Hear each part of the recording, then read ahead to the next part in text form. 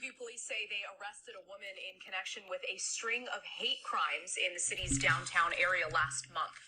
This is the woman right here. Her name is Karen Inman. Police say Inman made comments about a store owner's Asian ethnicity while attempting to shoplift from that store last month. They say Inman left that store, then committed battery against a patron at a nearby restaurant, yelling racist comments at him. Police detained Inman at that time, but let her go because the victim's line to press charges, but police kept investigating, and after consulting with the district attorney's office, they decided to arrest her.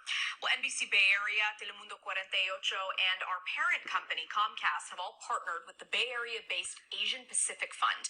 We provide grants to organizations working to stop attacks against Asians. If you want to donate, of course, any amount helps. We've put up a link on our website. It's nbcbayarea.com. Okay, so y'all just heard that right there, and shout out to the person who tagged me in this post. They said that they tagged me on one of my videos, so I can't remember exactly what their name was, but if they do come across this video, shout out to you. And this is a very interesting looking picture of this woman. This woman looks insane. She looks crazy as all hell, and judging by some aesthetic features, I would not be surprised if she's a part of the academy. And ironically, her name is Karen. The irony of that. So we don't have to call her a Karen. That's what she is what she was born as. Well, that's what she was given at birth. So we have yet another topic about an Asian crime. Well, anti-Asian discriminatory crime against Asians. But guess what? Yet again, it is not a black person who is the face of said attack, like they probably wish it was. Now, this woman has some interesting things going for her, well, going against her. One, they said that she made some anti-Asian remarks to some people in that particular store, and she robbed the store. But one thing that stuck out to me in this audio that you just heard is that they said that the Asian store owners, or whoever was running that store, has declined to press charges, which is why she's not in jail right now. Now, isn't that interesting? I wonder if they put hands on her like they do black customers, specifically black women, when they go into these Asian-owned stores, these hair stores and everything like that. Yet this woman was able to talk about them and rob the store, and they did not press charges. I wonder if this Karen had been black, what that would have been. If there were no charges pressed, they definitely would have probably got physical. I was going to talk about this story on the live stream that I did with Town Biz, but I got so wrapped up in the conversation that I forgot. There was this video that went viral where this black woman was inside of it was recent. She was inside of one of those Asian-owned stores. I want to say it was a beauty supply store. And she got into it with one of the owners, or one of the owners got into it with her. And she was leaving out of the store, and out of frustration, she had knocked some of the merchandise over, and the Asian store owner came from behind her and kicked her like a couple times. And she tried to hit him back, but you know, them kicks was vicious. He kicked like a damn ostrich. And then she's leaving. She got in her car. He goes and follows behind her with his phone as if he's to record her. And then all of a sudden, when he gets behind a van or a truck or whatever it was, all you hear was this pop sound, like this one single pop sound. And people was like, oh shit, that sounded like a gunshot. This woman shot at the person that went after her.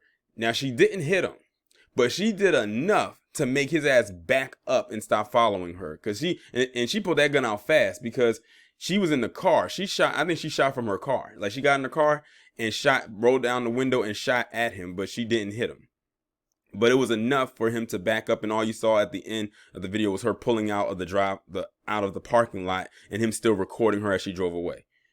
But yeah, I just wanted to throw that story in there because, like I said, that was something that I forgot to talk about. Some of you may have heard about that story and may have seen the video for yourself. But yeah.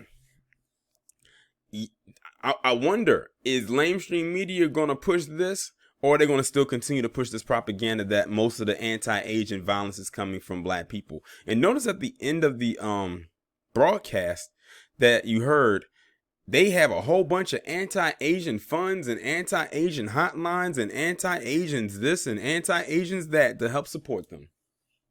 Yeah, black people been getting cracked over the head, shot, killed, tased, whatever, for years, and not one time did they come up with a task force to protect black people. But Asians, they get called out of their name, and after just 1 year, like that, in the snap of a finger, they get all this aid. Y'all can't tell me this is not by design. They said that this woman was also linked to 2 other incidents that were hate crimes towards Asian Americans last month. So she's done this multiple times. This is not her first time, her first run-in with doing this. And they said this woman is 39. She looks older than 39. They said she attempted to steal candy and ice cream. How old is this woman? They said she's 39, but she's acting like she's 9. You are 39 years old trying to steal candy and ice cream. Wow. But they said she's been in a connection with a string of hate crimes for the last month. They said she's also connected to a battery at a downtown restaurant at the same time. So this woman literally has a streak about her. And they said they said she was later detained, but the victims did not desire prosecution. What does it remind you of? Jeremy Lin, in saying that someone called him C virus, but he doesn't want to expose who said it. But we are starting to more believe that either he's lying about the whole incident, or the person who called him that was PC, much like this Karen named Karen in this picture.